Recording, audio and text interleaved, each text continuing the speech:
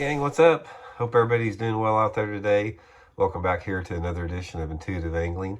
And today we're going to be talking about what is the best bait casting reel and sort of give you some tips and advice on what to look for if you're looking for a bait casting reel. And excuse me real quick here, I've got some type of bad sinus infection or cold. I'm not sure what the deal is, but I'm going to go to the doctor and get some antibiotics here a little later. So if I start coughing and sneezing, you'll know what's going on there. Real quick before we get started here, if you guys are interested in looking at any bait casting reels, Baitworks here in Springfield, Missouri has a wide range of them, anything you can want. I'll put the link in the description there. Also, I'll put some bait casting reels in the View Products tab. You can check out too at the start of my video down there if you click on those. It's a good way to help the channel out. Okay guys, what is the best bait casting reel? The answer to that is that's impossible to answer.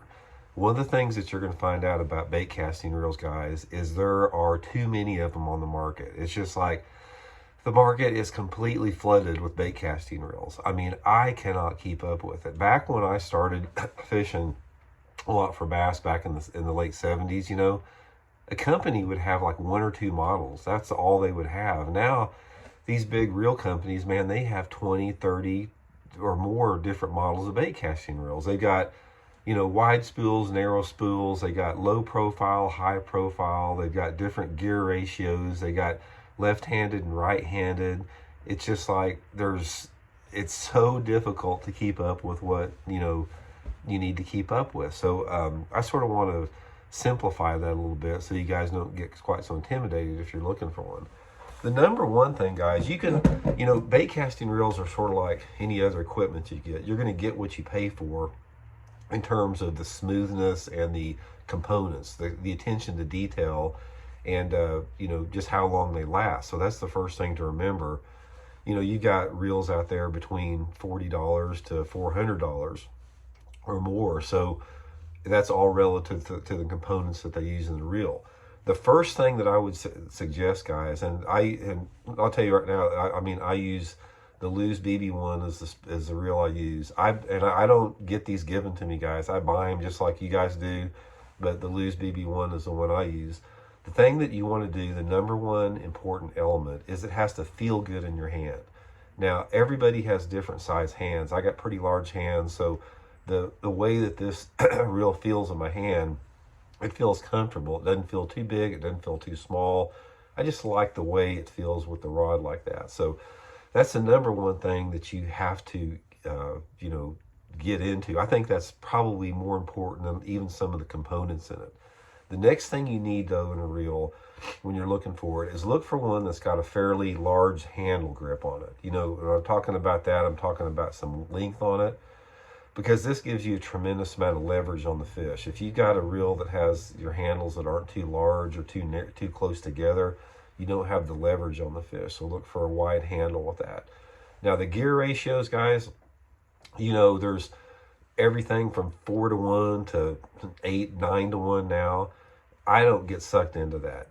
In my opinion, the only thing you need is a 7 to 1. That's all. I use a 7 to 1 for everything. Now, granted, it may not be ideal. Like if I'm throwing a big hard pull and deep diving crankbait, yeah, a 6 to 1 might be better. Or, you know, if I'm trying to do some pitching and flipping, I really want to get that bait in real quick, you know, 8 or 9 to 1 might be better. Excuse me, guys. But for the most part, you can get by with the 7 to 1. Those times that I use some of those lure categories that it's maybe not quite perfect, I like to stay with the same reel ratio because I understand what it does. I can either speed it up or slow it down, and I'm real familiar with how much line it takes up. So every reel that I have is the same ratio, 7 to 1 with that. So it's pretty simple, guys, with that. I mean, if you, the thing about it when you're choosing a reel, you know, how much money that you spend on that reel a lot of times equates to maybe how long that reel is going to last. Not all the time. If you maintain it and keep your reel clean and service and that type of stuff, it's going to last longer. Probably the most common thing that fails on a reel first is the free spool on there, you know, because, you know, the spring in there, but that's pretty easy to replace. But overall, guys, I don't think there is one best bait casting reel. Everybody has different opinions on that.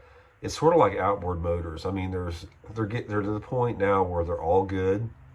So just get out there, try to find something that's within your price range. Try to find something that feels good in your hand, that's got, just a really good feel to you on there.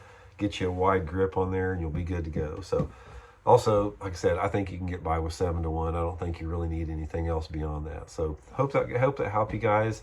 And I'm going to try to get over this sinus infection, and we'll talk to you guys later. See you.